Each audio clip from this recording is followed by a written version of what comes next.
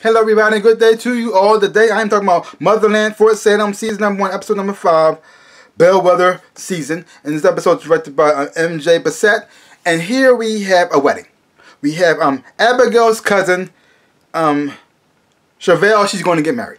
She's going to get married to Shiro, and they're going to live happy ever after. Hopefully that's how it's supposed to go.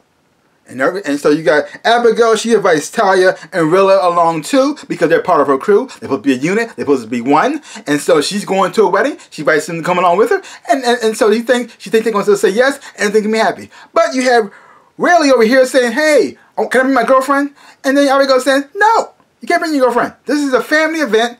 I know you two. I'm trying to accept y'all as part of my crew. She's not part of the crew, so she can't come. But really, being so much in love, says, well, she can't come. I ain't going. And so it starts some more tension and more confusion and still more problems that we don't need. But Talia is the voice of reason, and she managed to venture to come along. And so they go to the wedding, and everything's good. But you have Celia, who tried to get invited into the wedding. That didn't work. And so, but because of the balloon people, she has to pretty much sneak her way in. And I knew she was there when I saw that waitress they kept focusing on. I said, oh, there she goes. There she goes. Now, but since she's already there, they want people to make a scene, even though a lot of people try to kick her out. And people threaten to kick her out too. But she's there now. And so you had that going on. So the wedding is about to happen. Tensions are high. You got Abigail extra, that stick up her butt is got extra tight now because she's trying to pretty much live up to the Bellweather name and also impress somebody who she's trying to so she can get into to the exact military program or whatever. And she has to, she's trying to show that her qualifications. But the thing is though, nobody cares. Nobody cares because all they care about the Bellweather name and what her mother did. And so as long as she's the Bellweather, she's in. And she feels as though she don't want to earn it because of this of her name or what her mom did. She want to earn it for what her skills are and what she's capable of doing. She's capable of as well too. It's not just her mom. I can do things as well. I have skills and abilities. Look at what I do. That's what my mom does. And you see her dealing with that situation here too. You also have Talia dealing with the fact that Garrett's there now, and she trying to pretty much and now her boyfriend's there. She thinks she's going to live happily ever after with this person. It turns to find out he's engaged to somebody else. She found that out the hard way. See, one thing about this episode that they kept throwing a word around a lot is love. I love you. I love you. They say this word so willy-nilly and feel like it means nothing. Because you got really in love with Celia. She doesn't know who she is. She knows nothing about her. Nothing at all, but she's in love. You in lust, maybe. You like her. You have a huge crush on her, but you don't love her. Now, Celia, even though she's evil, you can tell she has a good heart to her. Because there are plenty of moments in this episode where she's supposed to have betrayed Riley and bring her into the fold with the balloon people, but she didn't do it. She didn't do it. Even though she tried to convince her to come with her to a certain place, she kept checking on her watch because she knew it was going to come, how it was going to go down, and she knew the consequences of what's going to happen if she didn't do the plan. But she, in spite of that, she didn't do it anyway. So that means there still is hope. I still don't like her, and I still think she's bad for Rayleigh, who I do like. Who, even though she's a pain in the butt and she's very, very stubborn and she thinks she knows everything, which is the problem. And which is also the reason why her and Abigail butt heads so much. Because you got Abigail who's overcompensating because of her mom. You got Riley overcompensating what happened to her mom. Good Lord. Both have mother issues. Only difference is one mom's alive. Other one's not. Oh. And you got Talia stuck in the middle like this. Why can't we all just get along? Why can't we all just be friends? Okay? Look, my birthmark is sparkling. Even though now it's breaking now because she found out that Garrett's betrothed.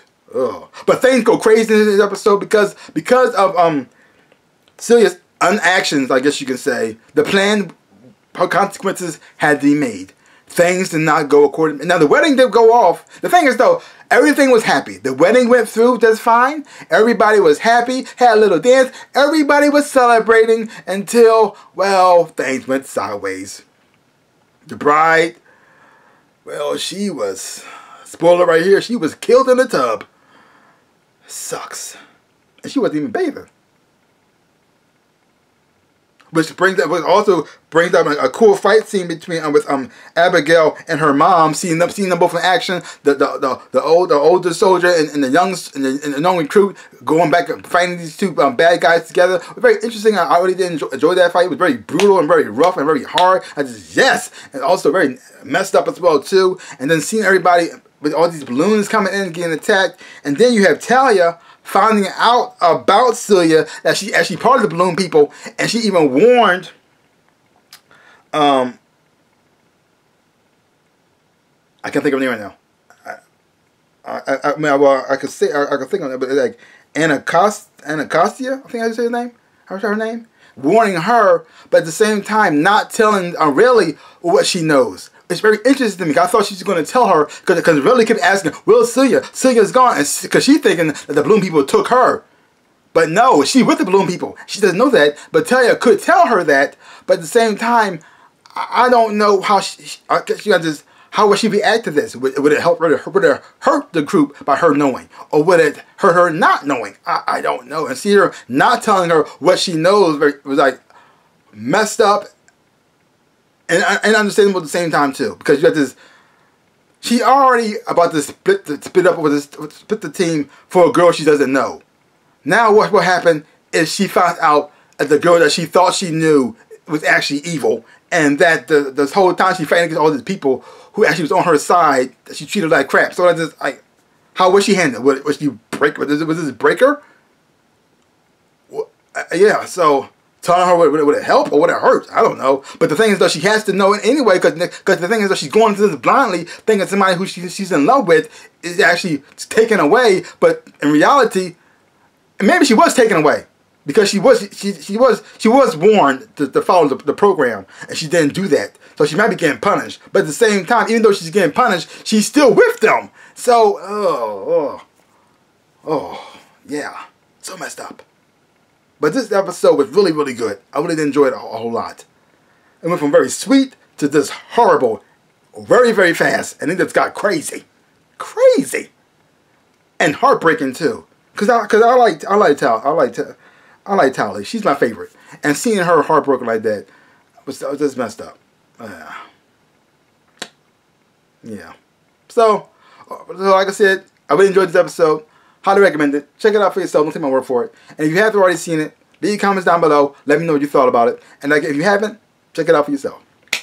So you my channel, like, hit the thumbs up, shaboop, and subscribe to my channel and share. I would appreciate it. If you have not subscribed to my channel, please subscribe to my channel. I'm trying to make 100,000 subscribers. Help me on my journey to get there. And if you have already subscribed, I just want to say thank you. So like I always say in my dreams in real life, I am the Ninja Rabbit. Peace out, people.